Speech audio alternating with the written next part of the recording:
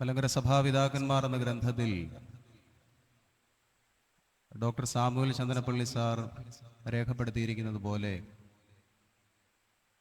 പ്രാചീന ഭാരതത്തിലെ സൂര്യവംശ രാജാക്കന്മാരെ പോലെ സത്യത്തിനും ധർമ്മത്തിനും നീതിക്കും വേണ്ടി നിലകൊണ്ട് ദൈവകൃപയുടെ തെളിനീർ പ്രവാഹം കൊണ്ടും ഗുരുപരമ്പരകളുടെ അനുഗ്രഹങ്ങൾ കൊണ്ടും വിജയം നേടിയ മലങ്കരയുടെ ധർമ്മരാജാവായിരുന്നു പരിശുദ്ധനായ വട്ടശ്ശേരിൽ തിരുമേനി. ദേശീയവും വൈദേശികവുമാകുന്ന നിരവധി വെല്ലുവിളികൾ ഉയർത്തി ഒരു ജനതയുടെ സമസ്ത സ്വപ്നങ്ങളെയും സ്വാതന്ത്ര്യവാഞ്ചയെയും ആത്മാഭിമാനത്തെയും സമുദായ ഐക്യത്തെയും ഇല്ലാതെയാക്കുവാൻ ശ്രമിച്ചവർക്കെതിരെ പ്രാർത്ഥനയുടെയും ധർമ്മസമരത്തിൻ്റെയും പ്രതിരോധം തീർത്ത് സഭയുടെ ഗോപുരങ്ങളെ കണ്ണിമയ്ക്കാതെ കാവൽ നിന്ന പ്രബല കോട്ടയായിരുന്നു പരിശുദ്ധ വട്ടശ്ശേരിൽ തിരുമേനി. മലങ്കരയിലെ ഒടുങ്ങാത്ത വ്യവഹാര കാർമേഘങ്ങൾ മൂലവും സഭയ്ക്ക് വേണ്ടി ആരെയും കൂസാത്ത വട്ടശ്ശേരിൽ തിരുമേനിയുടെ പ്രകൃതം മൂലവും ജീവിതകാലത്തും അതിനുശേഷവും ഇപ്പോഴും ആ പുണ്യപിതാവിൻ്റെ ഇതിഹാസ തുല്യമായ ജീവിതത്തെ അന്ധനാനയെ കാണുന്നത് പോലെ വ്യാഖ്യാനിക്കുന്നവർ അവിടെവിടങ്ങളിലായി ഉണ്ട് എന്നുള്ളതൊരു പരമാർത്ഥമാണ്. എന്നാൽ അത് നമ്മെ ഭാരപ്പെടുത്തേണ്ട കാര്യമില്ല. കാരണം സഭാവ്യവഹാരങ്ങളിൽ ദീർഘമായ കാലം സ്പെഷ്യൽ കോടതിയിൽ പരിശുദ്ധ വട്ടശ്ശേരിൽ തിരുമേനിയെ വിസ്തരിച്ച, ഹൈക്കോടതി ജഡ്ജായി വിരമിച്ച ജി ശങ്കരപിള്ള പരിശുദ്ധ പിതാവിൻ്റെ വിയോഗവാർത്ത അറിഞ്ഞ സമയത്ത് പരിശുദ്ധ സഭയ്ക്ക് ഒരു അനുശോചന സന്ദേശം അയച്ചിട്ടുണ്ട്.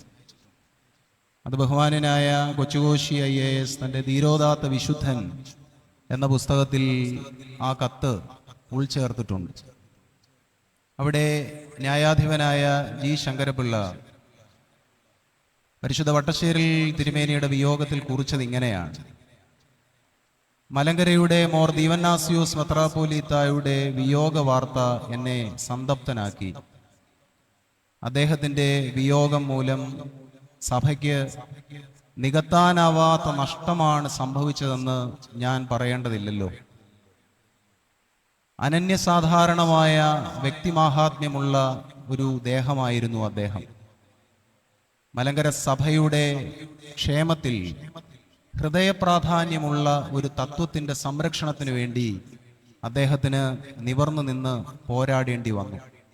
അതുമൂലം വ്യാജമായ കുറ്റാരോപണങ്ങൾക്കും പീഡനങ്ങൾക്കും അദ്ദേഹം വിധേയനായി. വ്യക്തിപരമായി ഗൗരവതരമായ കഷ്ടതകൾ അദ്ദേഹം സഹിക്കേണ്ടതായി വന്നു.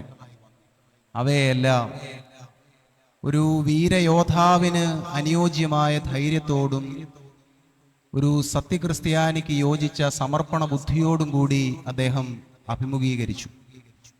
അദ്ദേഹം വിത്ത് ശരിക്ക് വിതച്ചു. സഭയ്ക്ക് അതിൽ നിന്ന് വിളവ് ലഭിക്കും എന്നതിന് എനിക്ക് സംശയമില്ല. ആയുഷ്കാലത്ത് അദ്ദേഹത്തിന് നിരാകരിക്കപ്പെട്ടിരുന്ന സ്വാസ്ഥ്യവും സമാധാനവും മരണാനന്തരം അദ്ദേഹത്തിന് ലഭിക്കട്ടെ. പരിശുദ്ധനായ ഗീവർഗീസ് ദിയൻ ബാവ വട്ടശ്ശേരിൽ തിരുമേനിയുടെ സംസ്കാര ശുശ്രൂഷ മധ്യേ ചെയ്ത പ്രസംഗം നമുക്ക് ഏവർക്കും അറിയാവുന്നതാണ്. അതിനിടയിൽ തിരുമേനി 2 വാക്കുകളിലാണ് വട്ടശ്ശേരിൽ തിരുമേനിയെ വിശേഷിപ്പിക്കുന്നത്. ഒന്നാമത് പറയുന്നത് അദ്ദേഹം മലങ്കര സഭയുടെ സിംഹക്കുട്ടിയായിരുന്നു. രണ്ടാമതായി പറയുന്നു അദ്ദേഹം മലങ്കര സഭയുടെ രാജാവായിരുന്നു. ഈ മലങ്കര സഭയുടെ സിംഹക്കുട്ടിയായി, രാജാവായി ഈ പരിശുദ്ധ സഭയെ ദൈവാശ്രയത്തോടെ വഴി നടത്തിയ പിതാവിൻ്റെ അനർഘ മധ്യസ്ഥത കൽപ്പാന്തകാലത്തോളം ഒരു ഭാസുര തേജസ്സായി നമ്മുടെ ഇടയിൽ ഇങ്ങനെ ഒളിമങ്ങാതെ പ്രകാശിക്കട്ടെ എന്ന് നമുക്ക് പ്രാർത്ഥിക്കാം. ഈ സന്ധ്യയിൽ തിരുവചനത്തിൽ നിന്നുള്ള ചിന്തയ്ക്കായി തിരഞ്ഞെടുക്കുന്ന വേദഭാഗം പരിശുദ്ധനായ പൗലോസ് അപ്പോസ്തലൻ കൊരിന്ത്യർക്ക് എഴുതിയ 2-ാം ലേഖനം 3-ാം അധ്യായം 2-3 വാക്യങ്ങളാണ്. 2 കൊരിന്ത്യർ 3-ാം അധ്യായം 2-3 വാക്യങ്ങൾ. അവിടെ എഴുതിയിരിക്കുന്നത് ഇപ്രകാരമാണ്: ഞങ്ങളുടെ ഹൃദയങ്ങളിൽ എഴുതിയതായി സകല മനുഷ്യരും അറിയുന്നതും വായിക്കുന്നതുമായ ഞങ്ങളുടെ പത്രം നിങ്ങൾ തന്നെ.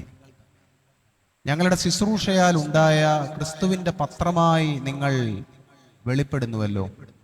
അത് മഷി കൊണ്ടല്ല, ജീവനുള്ള ദൈവത്തിൻ്റെ ആത്മാവിനാൽ അത്രേ. കൽപ്പലകയിലല്ല, ഹൃദയമെന്ന മാംസപലകയിൽ തന്നെ എഴുതിയിരിക്കുന്നത്. നിങ്ങൾക്കറിയാവുന്നതുപോലെ പരിശുദ്ധനായ പൗലോസ് അപ്പോസ്തലന്റെ പ്രയത്ന ഫലമായി രൂപപ്പെട്ട സഭയാണ് കൊരിന്തിലെ സഭ. പൗലോസ് അപ്പോസ്തലൻ കൊരിന്തിൽ ചെല്ലുന്നതും അവിടെ സഭ സ്ഥാപിക്കുന്നതുമായ വിവരണങ്ങൾ രേഖപ്പെടുത്തിയിരിക്കുന്ന അപ്പോസ്തല പ്രവൃത്തികൾ 18-ാമത്തെ അധ്യായത്തിലാണ്. പൗലോസ് അപ്പോസ്തലൻ 1 വർഷവും 6 മാസവും കൊരിന്തിൽ താമസിച്ചിരുന്നു. AD 50-51 പൗലോസ് അപ്പോസ്തലൻ ഈ കൊരിന്ത് സന്ദർശിക്കുന്നത് എന്ന് നമുക്കറിയാവുന്നതാണ്. പൗലോസ് അപ്പോസ്തലൻ കൊരിന്തിൽ ചെല്ലുന്ന സമയത്ത് ഈ കൊരിന്ത് എന്ന് പറയുന്ന പട്ടണത്തിന് 3-4 പ്രത്യേകതകളുണ്ട്. ഒന്നാമത്തെ പ്രത്യേകത എന്ന് പറയുന്നത് വിവിധ മതങ്ങളിൽ വിശ്വസിക്കുന്ന ആളുകൾ ഒരുമിച്ച് വസിച്ച ഒരു സ്ഥലമാണ് കൊരിന്ത്. ഏതെങ്കിലും ഒരു മതത്തിൽ വിശ്വസിക്കുന്ന ആളുകളല്ല, വിവിധ മതങ്ങളിൽ വിശ്വസിക്കുന്ന ആളുകൾ അവിടെ അധിവസിച്ചിരുന്നു. രണ്ടാമതായി ആ സ്ഥലത്തിന്റെ പ്രത്യേകത 2 പ്രധാനപ്പെട്ട തുറമുഖങ്ങൾ കൊരിന്തിൽ ഉണ്ടായിരുന്നു എന്നുള്ളതാണ്. ലഖേയും എന്ന് വിളിക്കപ്പെടുന്ന ഒരു തുറമുഖം അവിടെ ഉണ്ട്. രണ്ടാമതായി കെംക്രയ എന്ന് വിളിക്കുന്ന ഒരു തുറമുഖവും അവിടെ ഉണ്ട്. പഴയകാലത്ത് ഒരു സ്ഥലത്ത് 2 തുറമുഖങ്ങളുണ്ട് എന്ന് പറയുമ്പോൾ അതിനുള്ള പ്രാധാന്യം വളരെ വലുതാണ്. എന്തുമാത്രം മനുഷ്യരാണ് അവിടെ യാത്രക്കാരായി ഒരുമിച്ച് കൂടുന്നത്, എന്തുമാത്രം ഭാഷകളാണ് പരസ്പരം ഇടകലരുന്നത്, എന്തുമാത്രം സംസ്കാരങ്ങളാണ് പരസ്പരം ഇഴചേരുന്നത്. അങ്ങനെ വലിയ പ്രാധാന്യമുള്ള 2 തുറമുഖങ്ങളുള്ള സ്ഥലമായിരുന്നു കൊരിന്ത്. മൂന്നാമതായുള്ള പ്രത്യേകത കളിമൺ പാത്രങ്ങളുടെയും വെങ്കല പാത്രങ്ങളുടെയും ഒക്കെ നിർമ്മാണത്തിൽ വളരെ പ്രശസ്തിയാർജിച്ച സ്ഥലമായിരുന്നു കൊരിന്ത്. അതിനോടൊപ്പം തന്നെ കലാകായിക വിനോദങ്ങളിലും അവിടെ ഉള്ളവർക്ക് വലിയ താല്പര്യമായിരുന്നു. അതുകൊണ്ട് തന്നെ ഈ കളിമൺ പാത്രങ്ങളും വെങ്കല പാത്രങ്ങളും ഒക്കെ ധാരാളം നിർമ്മിച്ചതുകൊണ്ട് തന്നെ അവർ വിചാരിക്കാത്തത്ര ധനം അവരുടെ ഇടയിൽ ഈ സഞ്ചാരികൾ കടന്നു വരുന്നത് വഴിയായി അവരുടെ ഇടയിൽ കുമിഞ്ഞുകൂടുകയുണ്ടായി. അങ്ങനെ ഈ കൊരിന്തിൽ സമ്പന്നരും ദരിദ്രരും എന്ന് പറയുന്ന ഒരു 2 വിഭാഗങ്ങൾ തന്നെ രൂപപ്പെട്ടിട്ടുണ്ട്. അത് കൊരിന്ത് ലേഖനത്തിൽ പരിശുദ്ധ പൗലോസ് അപ്പോസ്തലൻ അഡ്രസ് ചെയ്യുന്ന വിഷയമാണ്. 1-ാം കൊരിന്ത് ലേഖനം 11-ാം അധ്യായത്തിൽ ഈ സമ്പന്നരും ദരിദ്രരും തമ്മിലുള്ള വ്യത്യാസങ്ങൾ നിങ്ങളുടെ ഇടയിൽ ഉണ്ടാകരുത് എന്ന് പൗലോസ് അപ്പോസ്തലൻ അവരെ ഓർമ്മിപ്പിക്കുന്നുണ്ട്. അപ്പോൾ മൂന്നാമത്തെ പ്രത്യേകത അത് സമ്പന്നതയുടെ സ്ഥലമായി മാറി എന്നുള്ളതാണ്. 4-ാമത്തെ ഒരു പ്രത്യേകത ഈ കൊരിന്ത് എന്ന് പറയുന്ന സ്ഥലം സമ്പത്ത് വർദ്ധിച്ചതോടുകൂടി സകലവിധ ജീർണതകളുടെയും സ്ഥലമായി മാറി. വിവിധ തരത്തിലുള്ള പാപങ്ങളും പാപസാഹചര്യങ്ങളും ജീർണതകളും അവരുടെ ഇടയിൽ അടിക്കടി പെരുകിക്കൊണ്ടേയിരുന്നു. പൗലോസ് അപ്പോസ്തലൻ 1-ാം കൊരിന്ത് ലേഖനത്തിൽ അഡ്രസ് ചെയ്യുന്ന വിഷയം അതാണ്. പൗലോസ് അവരോട് പറഞ്ഞു, നിങ്ങളുടെ ഇടയിൽ വിവിധ തരത്തിലുള്ള പാപങ്ങൾ പെരുകുന്നു. പ്രത്യേകിച്ച് നിങ്ങൾ പാപം ചെയ്യുന്നത് ശരീരത്തിന് വിരുദ്ധമായിട്ടാണ്. നിങ്ങളുടെ ശരീരം ദൈവത്തിന്റെ ആലയമാണ്. അതായത് പൗലോസ് അപ്പോസ്തലൻ പറഞ്ഞത് കുറെ കൂടെ തെളിച്ചു പറയുകയാണെങ്കിൽ അവരുടെ ഇടയിൽ വ്യഭിചാരം വല്ലാതെ പെരുകി. ഇത് പൗലോസ് അപ്പോസ്തലന്റെ ലേഖനത്തിൽ 1-ാം കൊരിന്ത് ലേഖനം 5 മുതലുള്ള അധ്യായങ്ങളിൽ വളരെ ഭംഗിയായി പൗലോസ് അപ്പോസ്തലൻ ഡയറക്റ്റ് അവരോട് പറയുന്നുണ്ട്, നിങ്ങളുടെ ഇടയിൽ ശരീരം കൊണ്ടുള്ള പാപങ്ങൾ വല്ലാതെ പെരുകുന്നു. ഈ ജീർണത നിങ്ങളുടെ ഇടയിൽ ഉണ്ടാകാൻ പാടില്ല. നിങ്ങളുടെ ശരീരം ദൈവത്തിന്റെ ആലയമാണ് എന്നുള്ള ഉപദേശം പൗലോസ് അപ്പോസ്തലൻ അവരോട് നടത്തുന്നുണ്ട്. നമുക്കറിയാം, ഏതു പ്രായത്തിലാണെങ്കിലും എവിടെയാണെങ്കിലും ഉപദേശം കേൾക്കുക എന്നുള്ളത് നമുക്കൊരിക്കലും അംഗീകരിക്കുവാൻ സാധ്യമാകാത്ത ഒരു കാര്യമാണ്. ഉപദേശം ഗുണീകരണത്തിന് വഴിവെക്കുന്നു എന്നൊക്കെ നമുക്കറിയാമെങ്കിലും പടികൾ ഉയരുന്തോറും ഉപദേശം കേൾക്കുവാൻ തക്കവണ്ണം വിമുഖത കാണിക്കുന്ന ഒരു സമൂഹമാണ് നമ്മൾ പൊതുവിൽ കണ്ടുവരുന്നത്. അത്രയും. അപ്പോൾ ഇവിടെ കൂടിയിരുന്ന ഈ ജനവിഭാഗങ്ങളും പൗലോസ് അപ്പോസ്തലൻ ഇങ്ങനെ അവരോട് പറഞ്ഞപ്പോൾ പൗലോസിനോട് തിരികെ 2-3 ചോദ്യങ്ങൾ ചോദിച്ചു. അവർ ചോദിച്ച ഒന്നാമത്തെ ചോദ്യം ഇതാണ്: by what authority do you act? നീ എന്തധികാരത്താലാണ് ഇത് ചെയ്യുന്നത്? നമ്മുടെ കർത്താവിനോട് ചോദിച്ച ചോദ്യം തന്നെയാണ്. പൗലോസ് അപ്പോസ്തലനോടും അവർ ഈ സമാനമാകുന്ന ചോദ്യം ഉന്നയിച്ചു. രണ്ടാമതായി അവർ ചോദിച്ച ചോദ്യം എന്ന് പറയുന്നത്, where is a certificate of your authenticity? നിന്റെ ഇപ്രകാരമുള്ള അപ്പോസ്തോലത്വത്തിന്റെ അധികാര പത്രം എവിടെയാണ്? നമ്മൾ മലയാളത്തിൽ ശ്ലാഘ്യപത്രം എന്നാണ് വേദഭാഗത്തിൽ എഴുതിയിരിക്കുന്നത്. അതിനേക്കാൾ വളരെ പെട്ടെന്ന് നമുക്ക് മനസ്സിലാകാവുന്നത് ഇതിന്റെ മൂലഭാഷയിൽ എഴുതിയിരിക്കുന്ന വാക്ക് തന്നെയാണ്. എപ്പിസ്റ്റോലോൺ സുസ്താത്തിക്കോൻ എന്നുള്ള വാക്കാണ് അവിടെ ഉപയോഗിച്ചിരിക്കുന്നത്. നമുക്ക് സുസ്താത്തിക്കോൻ എന്താകുന്നു എന്നുള്ളത് വൈദിക സെമിനാരി വിദ്യാർത്ഥിക്ക് അറിയാവുന്നതാണ്. സ്വാഭാവികമായും പൗലോസ് അപ്പോസ്തലനോട് ചോദിച്ചത്, നിന്നെ ഇപ്രകാരം ഞങ്ങളുടെ ഇടയിലേക്ക് നിയോഗിച്ചയച്ചതിന്റെ ആ ഒരു അധികാര പത്രം എവിടെ? നിന്നെ ആരാണ് ഈ നിയോഗം ഏൽപ്പിച്ചത് എന്നുള്ള ചോദ്യമാണ് പൗലോസ് അപ്പോസ്തലനോട് ചോദിച്ചത്. ഈ ചോദ്യത്തിന് 2 മറുപടികളാണ് പൗലോസ് അപ്പോസ്തലൻ പകരുന്നത്. അതിലെ ഒന്നാമത്തെ മറുപടിയാണ്, ഞങ്ങളുടെ കത്തുകൾ നിങ്ങളാണ്. അതിന്റെ ആദ്യത്തെ ഭാഗത്തിൽ പറയുന്നത് അതാണ്, യു ആർ അവർ ലെറ്റേഴ്സ്. ഞങ്ങളുടെ കത്തുകൾ നിങ്ങളാണ്. രണ്ടാമത് പറയുന്ന ഉത്തരമാണ്, നിങ്ങൾ ക്രിസ്തുവിന്റെ കത്തുകളാകുന്നു. You are the letters of Christ. അപ്പൊ പൗലോസ് അപ്പോസ്തലനെ അപഹസിച്ചപ്പോൾ, പരിഹസിച്ചപ്പോൾ, പൗലോസ് അപ്പോസ്തലന്റെ അപ്പോസ്തോലത്വത്തെ സംബന്ധിച്ചുള്ള ഐഡന്റിറ്റിയെ പറ്റിയുള്ള ചോദ്യം ഉന്നയിക്കപ്പെട്ടപ്പോൾ പൗലോസ് അപ്പോസ്തലൻ അവർക്ക് കൊടുത്ത മറുപടിയാണ്, നിങ്ങൾ ആകുന്നു ഞങ്ങളുടെ കത്തുകൾ. രണ്ടാമത് പറയുന്നു, നിങ്ങൾ ക്രിസ്തുവിന്റെ കത്തുകളാകുന്നു എന്നും പറയുന്നു. ഇതിന്റെ രണ്ടാമത്തെ ഭാഗം മാത്രമാണ് നാം ചിന്തയ്ക്ക് ആധാരമായി തിരഞ്ഞെടുക്കുന്നത്. സത്യത്തിൽ യേശുക്രിസ്തുവിനെ നമ്മുടെ രഹസ്യ പരസ്യ ജീവിതങ്ങളിൽ കൂടി സമസ്ത ലോകവും വായിച്ച് തിരിച്ചറിയുവാൻ തക്ക വിധത്തിലുള്ള കത്തുകളായി പരിണമിക്കുക എന്നുള്ളതാണ് ഓരോ വിശ്വാസിയുടെയും, വിശ്വാസികളെക്കാൾ ഉപരിയായി നമ്മളുടെ ഓരോരുത്തരുടെയും വലിയ ദൗത്യം എന്ന് പറയുന്നത്. നമ്മളിൽ നിന്ന് ലോകം ക്രിസ്തുവിനെ വായിക്കുവാൻ തക്കവണ്ണം ഇടയാവുക. ഒരു മനുഷ്യനും തള്ളിപ്പറയുവാനാവാത്ത സുവിശേഷ അനുഭവം ഉള്ളവന് മാത്രമേ ക്രിസ്തുവിന്റെ ശിഷ്യനായിരിക്കാൻ തക്കവണ്ണം കഴിയുകയുള്ളൂ എന്ന് അപ്പോസ്തലന്മാർ നിശ്ചയിച്ചിട്ടുള്ളതാണ്. അതെവിടെയാണ് രേഖപ്പെടുത്തിയിരിക്കുന്നത്? അപ്പോസ്തല പ്രവർത്തികൾ 1-ാം അധ്യായം 21 മുതലുള്ള വാക്യങ്ങളിൽ അത് വളരെ ഭംഗിയായി രേഖപ്പെടുത്തുന്നുണ്ട്. നമ്മുടെ കർത്താവിന്റെ ശിഷ്യഗണത്തിൽ യൂദ ഒഴിഞ്ഞുപോയ ഒഴിവിലേക്ക് പുതുതായി ഒരു ശിഷ്യനെ തിരഞ്ഞെടുക്കണമെന്ന് അപ്പോസ്തല സമൂഹം ആഗ്രഹിച്ചപ്പോൾ ഒറ്റ കണ്ടീഷനെ അവർ വെച്ചുള്ളൂ. അത് അവിടെ ഭംഗിയായി രേഖപ്പെടുത്തുന്നുണ്ട്. അവർ പറയുന്നത് ഇങ്ങനെയാണ്, നമ്മുടെ കർത്താവ് നമ്മളോട് കൂടെ ഉണ്ടായിരുന്ന കാലത്തെല്ലാം, യോഹന്നാന്റെ സ്നാനം മുതൽ സ്വർഗാരോഹണം വരെ, ഇതിനെല്ലാം സാക്ഷ്യം വഹിച്ച, നമ്മളോടുകൂടെ ഇതിനെല്ലാം സാക്ഷ്യം വഹിച്ച ഒരുവൻ പുതുതായി തിരഞ്ഞെടുക്കപ്പെടണം. അതാണ് അവരവിടെ വെക്കുന്ന കണ്ടീഷൻ. സത്യത്തിൽ ക്രിസ്തുവിന്റെ ശിഷ്യനായിരിക്കാൻ തക്കവണ്ണമുള്ള അടിസ്ഥാനപരമായ യോഗ്യത എന്താണെന്ന് ചോദിച്ചാൽ, യേശുക്രിസ്തുവിന്റെ ജീവിത മരണോത്ഥാനങ്ങളുടെ അറിവനുഭവങ്ങൾ നമ്മുടെ ജീവിതത്തിൽ ഉടനീളം ഉണ്ടാവുക എന്നുള്ളതാണ്. അങ്ങനെ ഹൃദയത്തിൽ ഈ അറിവനുഭവങ്ങൾ പതിഞ്ഞവന് മാത്രമേ ക്രിസ്തുവിന്റെ ശിഷ്യനായിരിക്കാൻ തക്കവണ്ണമുള്ള യോഗ്യതയുള്ളൂ. അത് അപ്പോസ്തലന്മാർ നിശ്ചയിച്ചിട്ടുള്ളതാണ്. നമ്മളിവിടെ ഇരിക്കുമ്പോൾ നമ്മളെ ഉള്ളുപൊള്ളിക്കേണ്ട കാര്യം, നാം അർഹിക്കാതെ, നാം യാതൊരു വിധത്തിലുള്ള അർഹതയില്ലാഞ്ഞവരായിരുന്നിട്ടും എന്തുമാത്രം ബഹുമതികളാണ്, ആദരവുകളാണ്, അംഗീകാരങ്ങളാണ് നമുക്ക് ഈ ലോക ജീവിതയാത്രയിൽ ലഭിക്കുന്നത്. അത്രയും നമുക്ക് ലഭിക്കുന്ന അംഗീകാരങ്ങളുടെ സവിസ്തരമായ വിവരണമുള്ളത് കഹനൈത്തായിൽ വളരെ ഭംഗിയായി നമുക്ക് വായിച്ച് മനസ്സിലാക്കാവുന്നതാണ്. ഒരു വിശ്വാസ സമൂഹം എന്തെല്ലാം പ്രതീക്ഷകളോടുകൂടിയാണ് നമ്മെ വിളിക്കുന്നത്. അവിടെ വിളിക്കുന്ന എല്ലാ പദപ്രയോഗങ്ങളും നമുക്ക് ഹൃദിസ്ഥമാണ്. കൊഹനോദാലോഹോ, ദൈവത്തിന്റെ പുരോഹിതൻ. വീണ്ടും അവിടെ വിളിക്കുന്നുണ്ട്, ദേവാലയങ്ങളുടെ അലങ്കാരമായവൻ, കൂദാശകളുടെ അനുഷ്ഠാനകൻ, യുർസോദ് ഫറദൈസ്, ഫറദീസായുടെ അവകാശിയായവൻ. ഇങ്ങനെയൊക്കെയുള്ള നിരവധി വിശേഷണങ്ങളാണ് ഈ ജീവിതയാത്രയിൽ നമുക്ക് വിശ്വാസ സമൂഹം നൽകുന്നത്. അത്രയും സത്യത്തിൽ അത് നമ്മെ ആഴത്തിൽ പൊള്ളിക്കേണ്ടത് തന്നെയാണ്.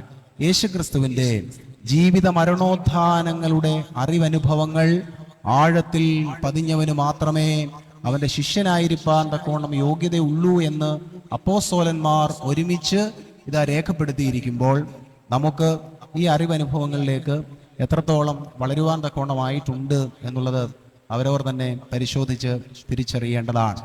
ക്രിസ്തുവിന്റെ കത്തായി തീരുവാൻ തക്കവണ്ണമുള്ള ചില വഴികൾ ഈ എഴുത്തുകളിൽ തന്നെ പൗലോസ് അപ്പോസ്തലൻ വളരെ ഭംഗിയായി പറഞ്ഞു നൽകുന്നുണ്ട്. ഇങ്ങനെ 3 കാര്യങ്ങൾ പൗലോസ് അപ്പോസ്തലൻ ഇവിടെ രേഖപ്പെടുത്തുന്നുണ്ട്. ഒന്നാമതായി പൗലോസ് അപ്പോസ്തലൻ പറയുകയാണ്, നിങ്ങൾ ക്രിസ്തുവിന്റെ കത്തുകളായി തീരുന്നത് എങ്ങനെയാണ്? നിങ്ങളുടെ ഹൃദയങ്ങൾ പരിശുദ്ധാത്മാവിനാൽ എഴുതപ്പെടുമ്പോഴാണ്. ഹൃദയങ്ങൾ പരിശുദ്ധാത്മാവിനാൽ എഴുതപ്പെടുമ്പോൾ മാത്രമാണ് നമുക്ക് ക്രിസ്തുവിന്റെ കത്തുകളായി മാറുവാൻ തക്കവണ്ണം സാധിക്കുന്നത്. ദൈവത്തിന്റെ ആത്മാവിനാൽ എഴുതപ്പെടുന്ന ജീവിതങ്ങളാവുക എന്നത് ഏറെ പ്രധാനമാണ്. ആത്മാവ് എഴുതിയ മനുഷ്യർക്ക് മാത്രമേ അത്ഭുതങ്ങളും അടയാളങ്ങളും ഒക്കെയായി മാറുവാൻ തക്കവണ്ണം സാധിച്ചിട്ടുള്ളൂ. നമ്മുടെ കർത്താവിന്റെ ശിഷ്യഗണങ്ങളെ നോക്കുക. അവരെല്ലാവരും ഈ പറഞ്ഞതുപോലെ വീഴ്ചകളും ഇടർച്ചകളും കളിവാക്കുകളും പൊട്ടച്ചൊല്ലുകളും ഒക്കെ പറഞ്ഞിരുന്ന, വലിയവനാര് ചെറിയവനാര് എന്നുള്ള തർക്കങ്ങളും ഒക്കെ പറഞ്ഞ് നടന്നിരുന്ന സാധാരണക്കാരായ മനുഷ്യരാണ്. അവരെങ്ങനെയാണ് ലോകത്തെ കീഴ്മേൽ മറിക്കുന്നവരായി രൂപാന്തരപ്പെട്ടത്? ഇതിനൊറ്റ കാരണം മാത്രമേ ഉള്ളൂ, അവരുടെ മേൽ ആവസിച്ച പരിശുദ്ധാത്മാവിന്റെ അഭിഷേകമാണ്. അങ്ങനെ വാക്കുകൾ കൂട്ടിച്ചൊല്ലുവാൻ തക്കവണ്ണം പദദാരിദ്ര്യമുണ്ടായിരുന്ന ശിഷ്യന്മാർ എത്ര പെട്ടെന്നാണ് നാടുവാഴികളുടെ മുമ്പിൽ, അധികാരികളുടെ മുൻപിൽ, രാജകിങ്കരന്മാരുടെ മുമ്പിൽ സധൈര്യം യേശുക്രിസ്തുവിനെ സുവിശേഷിക്കുവാൻ തക്കവണ്ണം അവരിങ്ങനെ നേരെ നിന്നത്. അതുകൊണ്ടാണ് ഞാൻ പറഞ്ഞത്, ആത്മാവ് നൽകിയ അഭിഷേകമാണ് അവരെ ധൈര്യമുള്ളവരാക്കിയത്. അത്രയും പരിശുദ്ധനായ പത്രോസ് അപ്പോസ്തലനെ കുറിച്ച് സ്വർണ്ണനാവുകാരനായ വിശുദ്ധനായ ഈവാനിയോസിന്റെ ഒരു രേഖപ്പെടുത്തലുണ്ട്. അത് ഇപ്രകാരമാണ്: ഒരു ബാല്യക്കാരിയുടെ മുമ്പിൽ വിറച്ചു നിന്നവൻ യഹൂദന്മാരുടെ കൂട്ടത്തിന് മുമ്പിൽ തീക്കനൽ തൂണുപോലെ നിന്ന് അവരുടെ ഹൃദയങ്ങളിൽ സുവിശേഷമാകുന്ന അഗ്നിയെ കോരിയിടുന്നു. തീക്കനൽ പോലെ നിന്നുകൊണ്ട് അവരുടെ ഹൃദയങ്ങളിൽ സുവിശേഷമാകുന്ന അഗ്നിയെ കോരിയിടുന്നു. അപ്പോസ്തല പ്രവർത്തികൾ 2-ാമത്തെ അധ്യായത്തിൽ ഇത് നമ്മൾ കാണുന്നതുമാണ്. പരിശുദ്ധ പത്രോസ് അപ്പോസ്തലൻ അവിടെ കൂടിയിരിക്കുന്ന ജനതതികളുടെ മുമ്പിൽ എഴുന്നേറ്റ് നിന്നുകൊണ്ട് അവരോട് പ്രസംഗിക്കുകയാണ്. നിങ്ങളുടെ പിതാക്കന്മാർ മരത്തിന്മേൽ തൂക്കിക്കൊന്ന ക്രിസ്തുവിനെ ദൈവവും പിതാവുമായവൻ ഉയർപ്പിച്ചു. ആ ഉയർപ്പിന് ഞങ്ങൾ സാക്ഷികളാകും. ഇത് പറയുവാൻ തക്കവണ്ണം പത്രോസിന് ഇടയായത് എങ്ങനെയാണ്? ഇത് പരിശുദ്ധാത്മാവ് നൽകിയ, നമുക്ക് ചിന്തിക്കുവാൻ സാധ്യമാകാത്ത ബലമാണ്. ഈ പരിശുദ്ധാത്മാവിന്റെ എഴുത്ത് ജീവിതത്തിൽ ഉടനീളം ഉണ്ടാവുക എന്നുള്ളത് ഏറെ പ്രധാനമാണ്. ബാപ്റ്റിസം ആൻഡ് ഓർഡിനേഷൻ പഠിക്കുന്ന സമയത്ത് സ്നാനാർത്ഥിയുടെ മേൽ ഇടുന്ന റൂഷ്മാകളെ പറ്റി പ്രത്യേകമായി നാം പഠിക്കും. അതിനായ കോനാട്ടച്ചൻ ഞങ്ങൾ പഠിച്ചിരുന്ന സമയത്ത് വിശുദ്ധനായ സെറൂഗിലെ യാക്കോബിന്റെ പ്രത്യേകമാകുന്ന വിശുദ്ധ മൂറോൻ അഭിഷേകത്തെ സംബന്ധിച്ചുള്ള പരാമർശം കടമെടുത്തുകൊണ്ട് ഇപ്രകാരം പറഞ്ഞിട്ടുണ്ട്. വിശുദ്ധനായ സെറൂഗിലെ യാക്കോബ് പറയുന്നു, മൂറോൻ തൈലം കൊണ്ട് സ്നാനാർത്ഥിയെ അഭിഷേകം ചെയ്യുന്ന സമയത്ത് മൂറോനാകുന്ന മഷി കൊണ്ട് പരിശുദ്ധാത്മാവ് സ്നാനാർത്ഥിയുടെ ശരീരത്തിൽ ക്രിസ്തുവിന്റെ ചിത്രം വരയ്ക്കുകയാണ്. പക്ഷെ അതിനോടച്ഛൻ ബന്ധപ്പെടുത്തി പറഞ്ഞൊരു കാര്യം, മൂറോനാകുന്ന അഭിഷേകമാണ് ഏറ്റവും പ്രാധാന്യമായിട്ടുള്ളത്. അതിനു മുമ്പുള്ള 2 റൂഷ്മാകൾ നമുക്കറിയാം. തൈലത്തോടുകൂടിയും തൈലം കൂടാതെയും 2 റൂഷ്മാകൾ അതിനു മുൻപുണ്ട്. അതിനു മുമ്പുള്ള 2 റൂഷ്മാകളും ഒരു ചിത്രകാരൻ ചിത്രം വരയ്ക്കുന്നതിന് മുൻപ് ക്യാൻവാസ് എങ്ങനെ വൃത്തിയാക്കുന്നുവോ അപ്രകാരം ക്രിസ്തുവിന്റെ ചിത്രത്തെ പകർന്നു കൊടുക്കുവാൻ തക്കവണ്ണം സ്നാനമേൽക്കുന്ന ആളിന്റെ ശരീരത്തെ രൂപാന്തരപ്പെടുത്തിയെടുക്കുന്ന, വിശുദ്ധമാക്കിയെടുക്കുന്ന 2 റൂഷ്മാകളാണ് അത് രണ്ടുമെന്ന് അച്ഛൻ പറഞ്ഞത് ഈ സമയം ഓർക്കുകയാണ്. പ്രിയമുള്ളവരെ, നമ്മളുടെ മേൽ എഴുതപ്പെട്ടിരിക്കുന്നത് പരിശുദ്ധ റൂഹായുടെ വലിയ ചിത്രങ്ങളാണ്. പരിശുദ്ധ റൂഹ വരച്ച ജീവിതങ്ങളാണ് നമ്മളുടെ ഓരോരുത്തരുടെയും. പക്ഷെ നിർഭാഗ്യം എന്ന് പറയട്ടെ, ഇന്ന് ലോകം നമ്മളുടെ മേൽ വല്ലാതെ വരച്ചുകൊണ്ടിരിക്കുകയാണ്. അത് സമ്പത്തിൻ്റെയും വിപണിയുടെയും മാധ്യമങ്ങളുടെയും ഒക്കെയായി എഴുത്തുകൾ ലോകം വല്ലാതെ നമ്മളുടെ മേൽ വരച്ചുകൊണ്ടേ ഇരിക്കുകയാണ്. നമ്മുടെ കർത്താവായ യേശുമിശിഹായിക്ക് ശിഷ്യന്മാരെ പറ്റിയുള്ള വലിയ കൺസേൺ എന്തായിരുന്നു? ഒറ്റ കാര്യം മാത്രമാണ്. അത് വിശുദ്ധനായ യോഹന്നാന്റെ സുവിശേഷത്തിൽ പറയുന്നുണ്ട്. 17-ാം അധ്യായത്തിൽ മഹാപുരോഹിത പ്രാർത്ഥനയിൽ പറയുന്നു. യേശു ഭാരപ്പെട്ടത് ഒറ്റ കാര്യത്തിലാണ്. അതിങ്ങനെയാണ്: പിതാവേ, എൻ്റെ ശിഷ്യന്മാരെല്ലാവരും ഈ ലോകത്തിലാണ്. അതുകൊണ്ടാണല്ലോ മഹാപുരോഹിത പ്രാർത്ഥനയിൽ യേശു പ്രാർത്ഥിക്കുന്നത്, അവരെ ലോകത്തിൽ നിന്ന് എടുക്കണമെന്നല്ല, ദുഷ്ടന്റെ കയ്യിൽ അകപ്പെടാതെ അവരെ കാത്തുകൊള്ളണമെന്നത്രേ ഞാൻ നിന്നോട് അപേക്ഷിക്കുന്നത്. അങ്ങനെയാണ് യേശുക്രിസ്തു തൻ്റെ പിതാവിൻ്റെ സന്നിധിയിൽ ശിഷ്യന്മാർക്ക് വേണ്ടി പ്രാർത്ഥിച്ചത്. നമ്മളൊക്കെ ആയിരിക്കുന്ന ലോകത്തിൽ എല്ലാത്തിനോടും മത്സരിച്ച് ജയിക്കുവാനാവും എന്നുള്ളത് നമ്മുടെ മൗഢ്യധാരണയാണ്. ചില ഇടങ്ങളിൽ നിന്നൊക്കെ നമുക്ക് തല ഉയർത്തി പിൻവാങ്ങുവാൻ തക്കവണ്ണം ആകണം. പൊത്തിഫേറിന്റെ ഭവനത്തിൽ നിന്ന് യൗസേപ്പ് ഇറങ്ങിപ്പോയതുപോലെ ചിലയിടങ്ങളിൽ നിന്നൊക്കെ നമ്മളുടെ ആത്മബലത്തെയും ആത്മവിശുദ്ധിയെയും നശിപ്പിച്ചു കളയുമെന്ന് നമുക്ക് തോന്നുന്ന ഇടങ്ങളിൽ നിന്നൊക്കെ തല ഉയർത്തി ഇറങ്ങിപ്പോകുവാൻ നമുക്കാകണം. അത് നമ്മുടെ ആരാധനാക്രമത്തിൽ വളരെ ഭംഗിയായി പറയുന്നു. വിശുദ്ധ മാമോദീസ കൂദാശയിൽ ജീവഗ്രന്ഥത്തിൽ ഇന്നയാളുടെ പേരെഴുതണമേ എന്നുള്ള ആ രഹസ്യ പ്രാർത്ഥനയുടെ അവസാന വരികളിൽ ഇങ്ങനെയാണ് രേഖപ്പെടുത്തിയിരിക്കുന്നത്: നിന്റെ മശിഹായുടെ സ്ലീബ ഇവന്റെ ഹൃദയത്തിലും മനസ്സിലും പതിക്കണമേ. ശത്രുവിന്റെ എല്ലാ ദുഷ്ടതകളിൽ നിന്നും ഇവനെ രക്ഷിക്കണമേ. ഈ ലോകവ്യർത്ഥതയിൽ നിന്നും ഇവൻ ഓടി രക്ഷപ്പെട്ട് നിന്റെ വിശുദ്ധ കൽപ്പനകളുടെ മാർഗത്തിൽ ചരിക്കുകയും ചെയ്യുമാറാകണമേ എന്നാണ് പ്രാർത്ഥിക്കുന്നത്. ചിലയിടങ്ങളിൽ മത്സരിച്ച് ജയിക്കുവാൻ നമുക്കാവുകയില്ല. ചിലയിടങ്ങളിൽ നിന്ന് ഓടി രക്ഷപ്പെടേണ്ടതായിട്ടും വിവാഹ കൂദാശയിലും രണ്ടാമത്തെ ദശമശുദ്ധായുടെ സദറായിൽ അത് വളരെ ഭംഗിയായി രേഖപ്പെടുത്തുന്നുണ്ട്. അവിടെ എഴുതിയിരിക്കുന്ന ഇങ്ങനെയാണ്: നിന്റെ പരിശുദ്ധതയുടെ ഭാഗത്തേക്ക് അടുത്തു വരുവാനും ശപിക്കപ്പെട്ടവനായ സാത്താന്റെ ദാസ്യത്തിൽ നിന്ന് ഓടി രക്ഷപ്പെടുവാനും തക്കവണ്ണം ഇവരുടെ ഹൃദയങ്ങളെയും മനസ്സുകളെയും സംയോജിപ്പിച്ചു കൊള്ളണമേ എന്നാണ് പറയുന്നത്. സത്യത്തിൽ ചിലയിടങ്ങളിൽ നിന്നൊക്കെ മാറി നിൽക്കുവാൻ തക്കവണ്ണം നമുക്കായില്ലെങ്കിൽ നമ്മുടെ ആത്മബലവും അതിനോടൊപ്പം തന്നെ നമ്മുടെ ആന്തരികമാകുന്ന വിശുദ്ധിയും നഷ്ടപ്പെട്ടു പോയി എന്ന് വരാം. ഒരു ചിത്രകാരൻ മനോഹരമായൊരു ചിത്രം വരയ്ക്കുകയാണ്. വേറെ ഒന്നുമല്ല, ഒരു വെള്ളച്ചാട്ടം. ആ വെള്ളച്ചാട്ടത്തിന്റെ മുകളിൽ ഒരു പരുന്ത് വട്ടമിട്ട് പറക്കുന്നുണ്ട്. അപ്പൊ ഈ ക്യാൻവാസ് നിവർത്തി വെച്ച് ചിത്രം വരയ്ക്കാൻ തക്കവണ്ണം തുടങ്ങിയ സമയത്ത് ഈ പരുന്തിനെ കാണുന്നില്ല. അദ്ദേഹം സൂക്ഷിച്ചു നോക്കുമ്പോഴാണ് ഈ നിലയില്ലാ കയത്തിൽ ഇങ്ങനെ ഓരോ കല്ലിടുക്കുകളിലായി തലതല്ലി ഈ പരുന്തിങ്ങനെ ചത്തുമലച്ച് താഴേക്ക് ഒഴുകിപ്പോവുകയാണ്. എന്തുകൊണ്ടാണ് വളരെ ഉന്നതങ്ങളിൽ വട്ടമിട്ട് പറന്നുകൊണ്ടിരുന്ന ഒരു പരുന്ത് വളരെ പെട്ടെന്ന് തന്നെ ഇങ്ങനെ ചത്തുമലച്ചൊഴുകിപ്പോകുന്നത് എന്നറിയുവാൻ തക്കവണ്ണം ഒരു ജിജ്ഞാസ ഈ ചിത്രകാരനുണ്ടായി. അദ്ദേഹം സൂക്ഷിച്ച് നോക്കുന്ന സമയത്താണ് കാണുന്നത് ഈ പരുന്തിന്റെ വായിൽ ചെറിയൊരു പരൽമീൻ ഇരിപ്പുണ്ട്.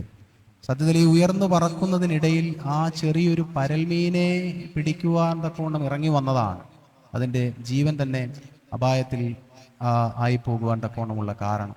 പ്രിയമുള്ളവരെ, നമ്മുടെയൊക്കെ ഉയർന്നു പറക്കുവാൻ തക്കവണ്ണം ഒത്തിരി സാധ്യതകളും ഒത്തിരി അവസരങ്ങളും എല്ലായിടങ്ങളിലും ഉണ്ട്. ചിലപ്പോഴെങ്കിലും നമ്മൾ ചത്തുമലച്ചു പോകുന്നതിൻ്റെ കാരണം, വീണു പോകുന്നതിൻ്റെ കാരണം ഈ ഭൂമിയിലെ ചെറിയ ചെറിയ പരൽമീനുകളാണ്. ചെറിയ ചെറിയ പരൽമീനുകളെ കൂടെ വഹിച്ചുകൊണ്ട് നമുക്ക് പറക്കാമെന്നുള്ള ചിന്തയാണ് ചിലയിടങ്ങളിലൊക്കെ നമ്മളെ വല്ലാതെ വീഴ്ച കളയുന്നത്. ഉത്തമഗീതം 2-ാമത്തെ അധ്യായത്തിൽ ഒരു എഴുത്തുണ്ടല്ലോ, അതിങ്ങനെയാണ്: മുന്തിരിവള്ളി നശിപ്പിക്കുന്ന കുറുക്കന്മാരെ, ചെറുകുറുക്കന്മാരെ പിടിപ്പീൻ എന്നുള്ളതാണ്. വലിയ കുറുക്കന്മാരെ പറ്റിയൊന്നും അവിടെ പറഞ്ഞിട്ടില്ല.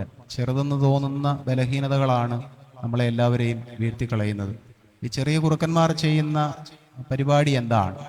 അതിങ്ങനെയാണ് രേഖപ്പെടുത്തുന്നത്: ചെറിയ കുറുക്കന്മാർ ഈ മുന്തിരിച്ചെടിയുടെ തായ്തണ്ടിനോട് ചേർന്ന് കുറെ കുഴികൾ എടുത്തിട്ടിട്ട് അങ്ങ് പോകും. അത് മുന്തിരിങ്ങ പറിക്കുന്നില്ല, മുന്തിരി ഇലകൾ തല്ലിക്കൊഴിക്കുന്നുമില്ല. എന്നാൽ ഈ മുന്തിരിച്ചെടിയുടെ തായ്തണ്ടിനോട് ചേർന്ന് കുറെ കുഴികൾ എടുത്തിട്ട് പോകുന്നു. നമുക്കറിയാം, അതിൻ്റെ വേരിന് ഹേമം തട്ടുമ്പോഴാണ് ഇത് ഉണങ്ങിപ്പോകുന്നത്. അപ്രകാരം ചെറുതെന്ന് കരുതുന്ന ബലഹീനതകളാണ് ജീവിതത്തെ ഉടനീളം നഷ്ടമാക്കി കളയുന്നത് നമ്മൾ തിരിച്ചറിയണം. പൗലോസ് അപ്പോസ്തലനൊക്കെ പ്രാർത്ഥിച്ചൊരു പ്രാർത്ഥന നമുക്ക് ഓർമ്മയുണ്ടല്ലോ: ഞാൻ ഇച്ഛിക്കുന്ന നന്മയല്ല, ഇച്ഛിക്കാത്ത തിന്മയത്രേ ഞാൻ പ്രവർത്തിക്കുന്നതെന്ന് പൗലോസ് അപ്പോസ്തലനൊക്കെ കരഞ്ഞ് നിലവിളിച്ചൊരു ഭൂമിയിലാണ് നമ്മൾ ജീവിക്കുന്നത്. അതുകൊണ്ട് ഈ പരിശുദ്ധ റൂഹായുടെ എഴുത്ത് അത് ജീവിതത്തിൽ അനുദിനം കൂടുതൽ തെളിഞ്ഞു വരുവാൻ ഇടയാകണം. പരിശുദ്ധ റൂഹ എഴുതുന്ന മനുഷ്യർക്ക് മാത്രമേ ക്രിസ്തുവിൻ്റെ കത്തുകളായി മാറുവാൻ തക്കവണ്ണം സാധിക്കുകയുള്ളൂ. രണ്ടാമതായി പൗലോസ് അപ്പോസ്തലൻ പറയുന്നു, ക്രിസ്തുവിൻ്റെ കത്തായി മാറുവാൻ തക്കവണ്ണം നമുക്ക് സാധിക്കുന്നത് എങ്ങനെയാണ്? By offering a heart of tenderness. ഒരാർദ്രമായ ഹൃദയം ഉണ്ടാകുമ്പോഴാണ് നമുക്കതിന് സാധിക്കുന്നത്. അതിവിടെ അത് ഭംഗിയായി എഴുതിയിട്ടുണ്ട്.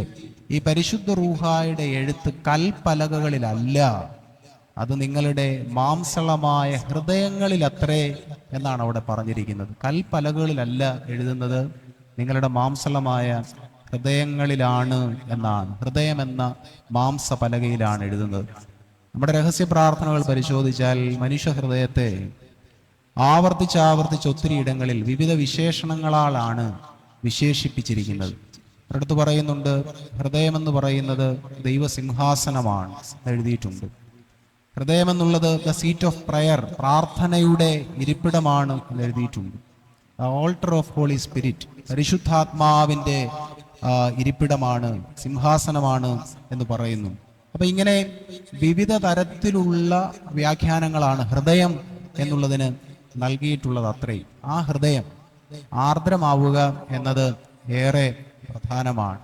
ഇസ്രായേലിന്റെ വിമോചകനായി മോശയെ യഹോവയായ ദൈവം തിരഞ്ഞെടുത്തത് എന്തുകൊണ്ടാണ് എന്നതിനെ സംബന്ധിച്ച് യഹൂദന്മാർക്കിടയിൽ ഒരു കഥയുണ്ട്.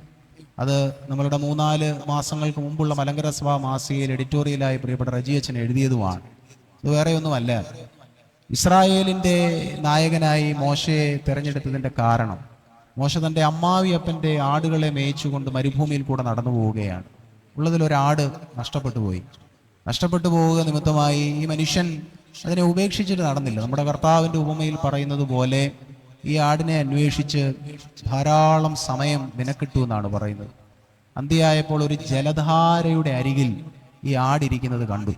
ഉടനെ തന്നെ ഈ മനുഷ്യൻ ഈ ആടിൻ്റെ അരികിലേക്ക് ഓടിച്ചെന്നു. മോശയെ പറ്റി നമുക്കറിയാവുന്നതാണ്, അദ്ദേഹം ക്ഷിപ്രകോപിയായ മനുഷ്യനാണ്, ഒരാളെ അടിച്ചു വന്നതാണ്. ഈ അശുജന്മമായ ആടിനെ അടിച്ചു കൊല്ലുവാൻ വലിയ പാടൊന്നുമില്ല. പക്ഷേ മോശ ഓടിച്ചെന്ന് ഈ ആടിനെ തൻ്റെ മടിയിലേക്ക് എടുത്തു വെച്ചു. ആടിനോട് പറഞ്ഞു, നിനക്ക് വിശന്നതുകൊണ്ടും ദാഹിച്ചതുകൊണ്ടുമാണ് നീ കൂട്ടം തെറ്റി ഓടിപ്പോയത്. നിന്റെ ഇടയനെന്ന നിലയിൽ നിന്റെ ദാഹം വേറെ ആരെക്കാളും ആദ്യം അറിയേണ്ടിയിരുന്നത് ഞാനാണ്. അതെൻ്റെ ജീവിതത്തിൻ്റെ പരാജയമാണ് എന്ന് പറഞ്ഞുകൊണ്ട് ഈ ആടിനെ തൻ്റെ മാറിനോട് ചേർത്ത് വെച്ച് ഇത് സ്വർഗത്തിൽ ദൈവം കണ്ടു. എന്നിട്ടാണ് ഈ കേവലമായ ഒരാടിനോട് പോലും ഇത്ര ആർദ്രതയോടെ ഇടപെട്ട മനുഷ്യന് ഇസ്രായേൽ എന്ന് പറയുന്ന ഒരു വലിയ സമൂഹത്തെ നയിക്കുവാൻ തക്കവണ്ണം കൊടുത്താൽ ദൈവജനത്തെ രാപകലിടവിടാതെ സംരക്ഷിക്കുമെന്നുള്ള പരിപൂർണ ഉറപ്പുള്ളത് കൊണ്ടാണ് മോശയെ ഈ വലിയ ചുമതല ഏൽപ്പിച്ചത് എന്ന് പറയുന്നുണ്ട്. പ്രിയമുള്ളവരെ, പലതിൻ്റെയും അടിസ്ഥാനം കഴിവൊന്നുമല്ല, ഹൃദയത്തിൻ്റെ ആർദ്രതയാണ്. മനുഷ്യരോട് ഇടപെടുന്നതിൽ, ദൈവസഭയിൽ ഏൽപ്പിക്കുന്ന ചുമതലകളിൽ വ്യാപരിക്കുന്നതിൽ എല്ലാം ഈ ഹൃദയത്തിൻ്റെ ആർദ്രത വളരെ പ്രാധാന്യമുള്ള കാര്യം തന്നെയാണ്. സത്യത്തിൽ നമ്മുടെയൊക്കെ ഹൃദയം ചുറ്റി സഞ്ചരിക്കുന്നത് ഏകദേശം 12 കൂട്ടം കാര്യങ്ങളിൽ മാത്രമാകണമെന്ന് നമ്മളുടെ ആരാധനാക്രമത്തിൽ ഭംഗിയായി രേഖപ്പെടുത്തുന്നുണ്ട്. നമുക്കറിയാലോ, വിശുദ്ധ കുർബാന ചൊല്ലുന്ന സമയത്ത് തുയോബോ പ്രാർത്ഥനയിൽ 12 കാര്യങ്ങളാണ് എല്ലാ കുർബാനകളിലും ആവർത്തിച്ച് ഓർത്തുകൊണ്ടേ ഇരിക്കുന്നത്.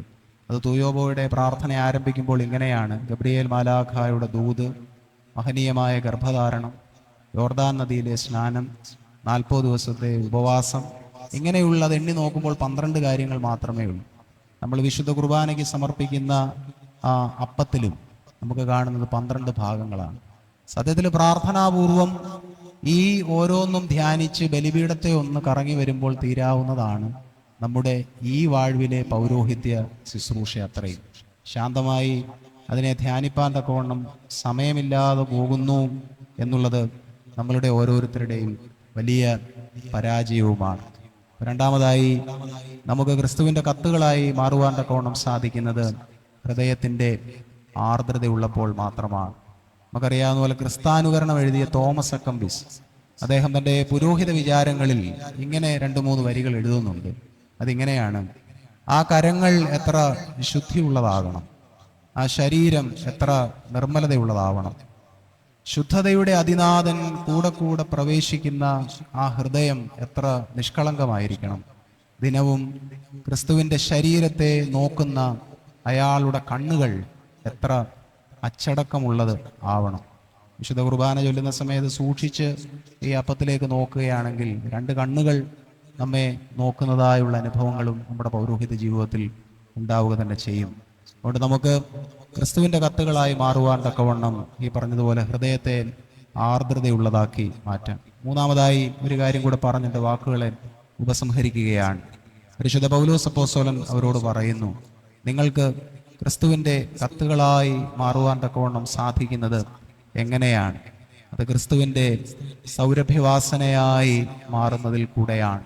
To become the aroma of Christ, ക്രിസ്തുവിൻ്റെ പരിമളങ്ങളായി മാറുവാൻ തക്കവണ്ണം സാധിക്കും. ഇത് രേഖപ്പെടുത്തിയിരിക്കുന്നത്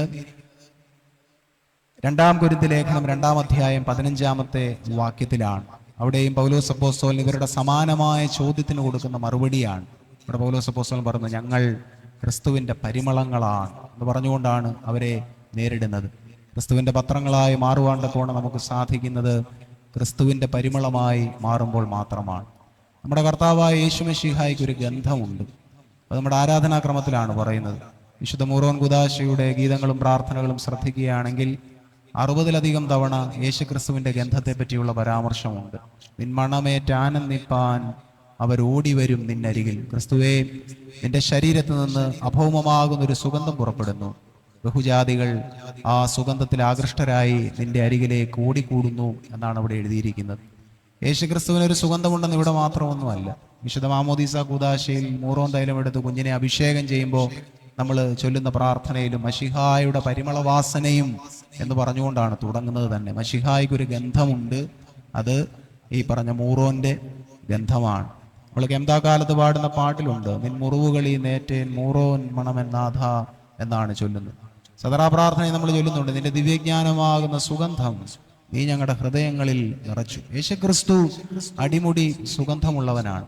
ഈ സുഗന്ധത്തിലേക്ക് വളരുവാൻ തക്കവണ്ണമുള്ള നിയോഗമാണ് നമുക്ക് ലഭിക്കുന്നത്. അത്രയും ഞാൻ നേരത്തെ പറഞ്ഞതുപോലെ നമ്മൾ ഏതിനെ ചാരി നിൽക്കുന്നുവോ അതിൻ്റെ ഗന്ധം സ്വാഭാവികമായും നമുക്കുണ്ടാകും. നമ്മൾ ഈ ചാപ്പലിൽ ആരാധനയ്ക്ക് വരുമ്പോൾ എപ്പോഴും അണിയുന്ന വസ്ത്രം വെള്ള വസ്ത്രമാണ്. സാധാരണ ദിനങ്ങളിൽ അണിയുന്ന വസ്ത്രങ്ങളിൽ നിന്ന് അതിൻ്റെ ഗന്ധത്തിനൊരു വ്യത്യാസമുണ്ട്. വേറെയൊന്നുമല്ല, ഈ ചാപ്പലിൽ ഉയരുന്ന കുന്തിരിക്കത്തിൻ്റെ ഗന്ധമാണ് നമ്മുടെ വസ്ത്രങ്ങളിലുള്ളത്. നമുക്കറിയാവുന്നതുപോലെ യേശുക്രിസ്തുവിനെ എത്ര നേരം നാം ചാരി നിൽക്കുന്നുവോ അതിൻ്റെ ഗന്ധം നമുക്കുണ്ടാകും എന്നുള്ളതിന് യാതൊരു സംശയവും വേണ്ട. പക്ഷേ ആ ഗന്ധം നമ്മുടെ ജീവിതത്തിൻ്റെ വിവിധ തരത്തിലുള്ള പ്രവൃത്തികൾ വഴിയായി നഷ്ടമായി പോകുന്നുണ്ട്. ഈ ഗന്ധം എങ്ങനെയാണ് നമുക്കുണ്ടാകുവാനാവുന്നത്? അത് തുയോബോ പ്രാർത്ഥനയിലെ ഹൂത്തോമോ ചൊല്ലുമ്പോൾ വളരെ ഭംഗിയായി പഴയ തക്സായിൽ എഴുതിയിട്ടുണ്ട്. അതിങ്ങനെയാണ് എഴുതിയിരിക്കുന്നത്, ഞങ്ങളുടെ വിചാരങ്ങളും ഞങ്ങളുടെ ആലോചനകളും ഞങ്ങളുടെ നടപടികളും എല്ലാം നിന്നെ നിരപ്പിക്കുന്ന സുഗന്ധവാസനയായി തീരണമേ എന്നാണ് അവിടെ ചൊല്ലുന്നത്. നമ്മുടെ വിചാരങ്ങൾ നിർമ്മലമാകുമ്പോൾ, ആലോചനകൾ നിർമ്മലമാകുമ്പോൾ, നടപടികൾ നിർമ്മലമാകുമ്പോൾ അതെല്ലാം ക്രിസ്തുവിൻ്റെ ഗന്ധത്തിലേക്ക് നമ്മെ വളർത്തുന്നത് തന്നെയാകും. എൻ്റെ വാക്കുകളെ ഉപസംഹരിക്കുകയാണ്. പൗലോസ് അപ്പോസ്തലൻ തന്നെ പരിഹസിച്ചവർക്ക് മുമ്പിൽ, തൻ്റെ അപ്പോസ്തലത്വത്തെ പറ്റി ചോദ്യം ചെയ്തവർക്ക് മുമ്പിൽ തിരിച്ചു പറഞ്ഞ മറുപടിയാണ്, ഞങ്ങൾക്ക് പ്രത്യേകമായി ശ്ലാഘ്യപത്രങ്ങളൊന്നും കാണിപ്പാനില്ല. ഞങ്ങളുടെ ശ്ലാഘ്യപത്രം നിങ്ങൾ തന്നെയാണ്. നിങ്ങളാകട്ടെ ക്രിസ്തുവിൻ്റെ കത്തുകളാണ്. നിങ്ങൾ ക്രിസ്തുവിൻ്റെ പത്രങ്ങളാണ്. ക്രിസ്തുവിൻ്റെ പത്രങ്ങളാകുവാൻ തക്കവണ്ണം, കത്തുകളാകുവാൻ തക്കവണ്ണം നമുക്കിടയാവുന്നത് എങ്ങനെയാണ്? ആ 3 വഴികളാണ് ഇവിടെ പൗലോസ് അപ്പോസ്തലൻ തന്നെ രേഖപ്പെടുത്തിയിരിക്കുന്നത്. ഒന്നാമതായി, ആത്മാവിനാൽ എഴുതപ്പെടുവാൻ തക്കവണ്ണം അനുവദിക്കുക. പരിശുദ്ധ റൂഹ അനുദിനം നമ്മെ എഴുതട്ടെ. ആത്മാവിനാൽ എഴുതപ്പെടുവാൻ അനുവദിക്കുക. നമ്മുടെ ഹൃദയമൊക്കെ ആർദ്രതയുള്ളതായി മാറുക. ക്രിസ്തുവിൻ്റെ ഗന്ധത്തിലേക്ക് വളരുവാൻ ഇടയാവുക. അതിന് ദൈവം നമുക്ക് ബലവും ശക്തിയും നൽകട്ടെ എന്ന് പ്രാർത്ഥിച്ചുകൊണ്ട് ഈ അവസരത്തിന് നമ്മുടെ സെമിനാരിയുടെ മാനേജർ, ഏറെ സ്നേഹമുള്ള വന്ദനായ ജോബിൻ അച്ഛനോട്, സെമിനാരിയുടെ പ്രിൻസിപ്പൽ പ്രിയപ്പെട്ട വരിങ്ങാട്ടൻ അച്ഛനോട്, ഇവിടെ ആയിരിക്കുന്ന ഗുരുക്കന്മാരോട്, നിങ്ങളെല്ലാവരോടുമുള്ള സ്നേഹവും ആദരവും അറിയിച്ച് വാക്കുകൾ നിർത്തുന്നു. ദൈവം അനുഗ്രഹിക്കട്ടെ.